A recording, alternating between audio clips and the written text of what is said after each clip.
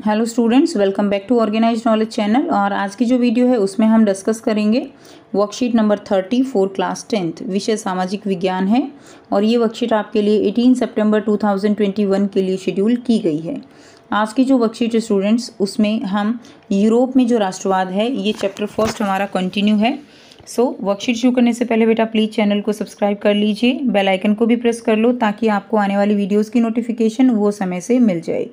पिछली वर्कशीट में हमने पढ़ा कि जो सिविल कोड था यानी नेपोलियन कोड था, ठीक है, 1808 में जो लागू किया गया था, उसकी क्या क्या विशेषताएं थी, क्या उदारवादियों की विशेषताएं थी और क्या जो फ्रांसीसी क्रांति था उसका योगदान रहा यूरोप में राष्ट्रवाद को लाने में।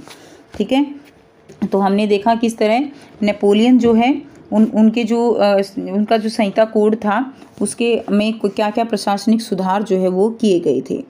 उसके बाद अब हम आगे देखेंगे 1815 के उपरांत यूरोप में कैसे फिर से जो है क्या शुरू हो गया, रूढ़िवाद जो है वो शुरू हो गया।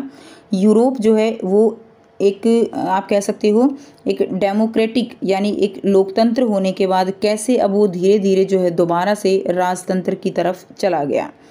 1815 में नेपोलियन की हार के उपरांत यूरोप की सरकारों का झुकाव जो है वो पुनः रूढ़िवाद की तरफ बढ़ गया।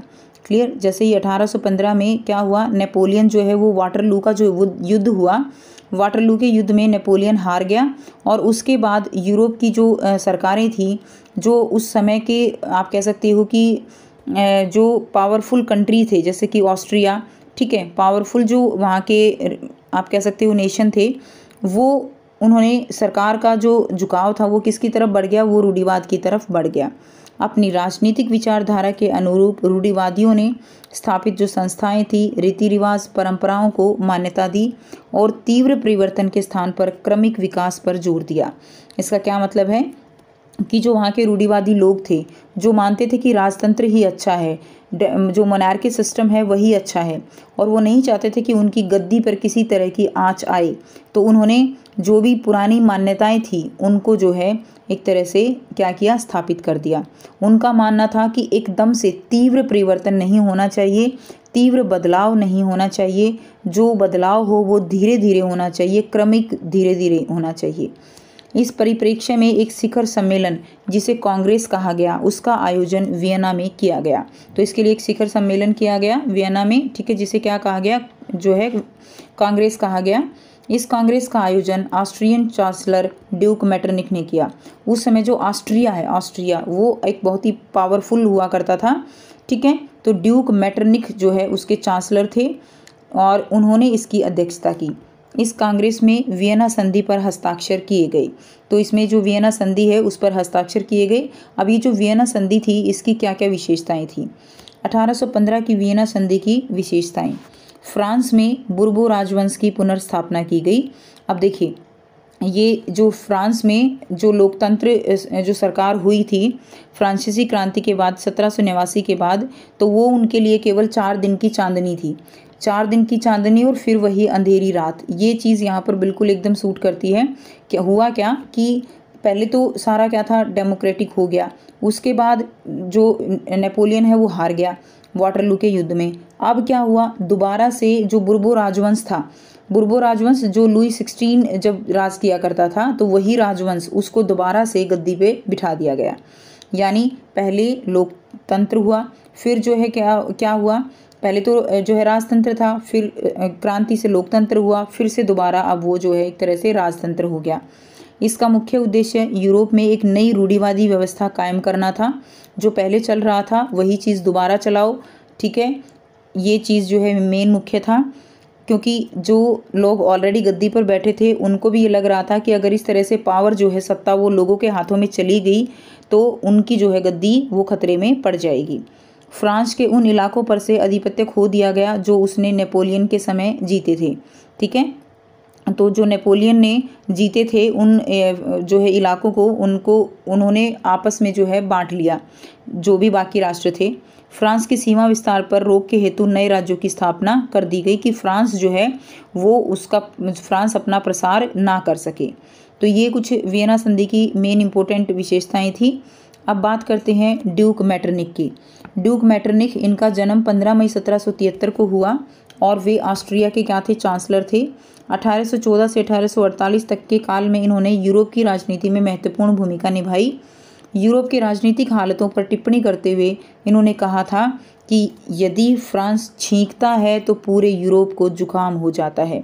तो यूरोप में जो है ये बहुत ही इम्पोर्टेंट कोट है इनका कि फ्रांस जो है अगर छींकता है, यानी फ्रांस को एक तरह से जो यूरोप में राष्ट्रवाद नामक पेड़ है उसका बीज माना गया है।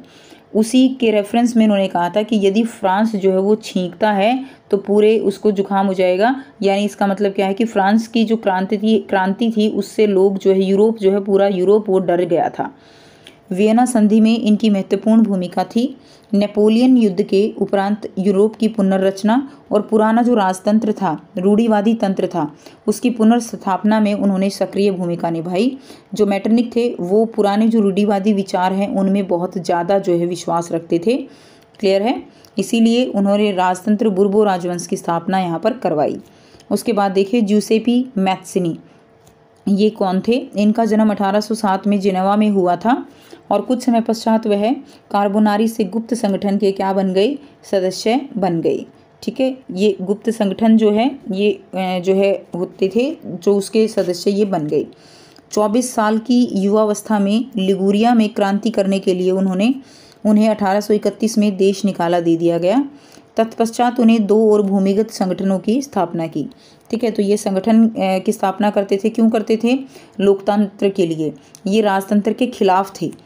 पहला था मार्सेई में यंग इटली और दूसरा बर्न में यंग यूरोप। इन्होंने 2 संगठन कौन से बनाए? एक तो यंग इटली के नाम से और एक यंग यूरोप के नाम से। मैत्सिनी द्वारा राजतंत्र का जोरदार विरोध और उसके प्रजातांत्रिक सपनों ने रूढ़िवादियों के मन में भय भर दिया। तो यानी ये लोकतंत्र को मानने वाले थे, ये चाहते थे सत्ता लोगों के हाथों में चली जाए और इसीलिए जो मेटरनिख जैसे रूढ़िवादी लोग थे वो इससे डरते थे।